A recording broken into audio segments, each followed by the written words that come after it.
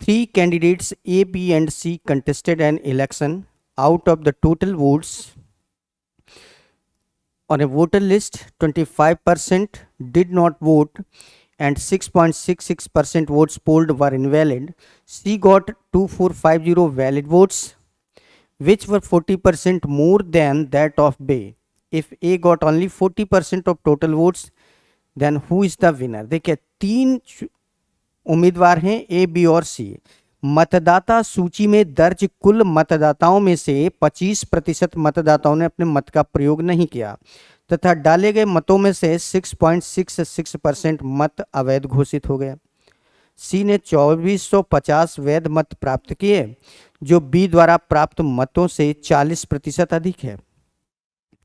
यदि ए ने कुल मतों का 40% मत प्राप्त किए हो तब विजेता उम्मीदवार कौन है? देखें, मानकर चलते हैं टोटल जो वोट्स थे बच्चों कितने थे? टोटल वोट्स थे 100। टोटल वोट्स क्या थे? 100। अगर टोटल वोट्स 100 थे तो कह रहे हैं 25% ने अपने मत का प्रयोग नहीं किया। 100 में से 25% ने वोट नहीं डाले, मतलब 75%, मतलब 75% ने अपना वोट डाला। इतने वोट्स पड़े, वोट्स पोल्ड डाले गए, है ना। फिर कह रहा है 6.66% मत इनवैलिड हो गए। अब 6.66% का मतलब होता है 1/15। इसका 1/15 करेंगे तो 5 आएगा। 5 इसमें से इनवैलिड हो गए तो कितने बचे होंगे? 70। मीन्स 70 वोट्स ये क्या हो गए? Valid votes. क्या हो गए? Valid votes. क्लियर है? ये वैलिड वोट्स हो गए। ये बात समझ में आ गई ना यहाँ पर? क्योंकि 6.66% का मतलब यहाँ पर नोट कर दे रहे हैं बच्चों, ये मतलब होता है 1/15। किसी भी नंबर का 1/15 होता है। क्लियर है? चलिए अब देखिए, बोल रहा है ए ने कुल मतों का 40% प्राप्त किया। कुल मत कितने थे? 100। 100 में से ए को मिल गए बच्चों कितने? 40। ए को 40 मिल गए तो जाहिर सी बात है बी और सी को कुल मिलाकर कितने मिले होंगे?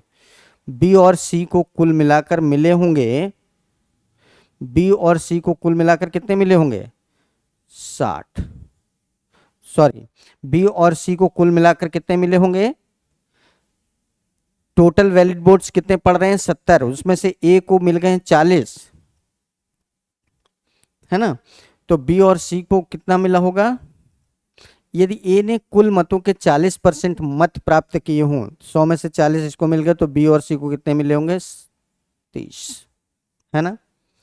अब एक बात बताइए, अगर ए को मिल गए 40, बी और सी को मिल रहे हैं, बी और सी को मिलाकर 30 मिल रहे हैं, इधर ए को अकेले 40 मिल रहे हैं, तो विनर कौन होगा? आप स्पष्ट तौर पर देख पा रहे हैं कि यहां पर जो विनर होगा, विनर कौन होगा?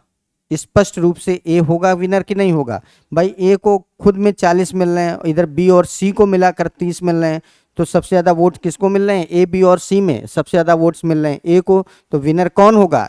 डेफिनेटली ए होगा। तो इस तरीके से इस क्वेश्चन का जो आंसर होगा वो क्या हो जाएगा बच्चों? Option number A.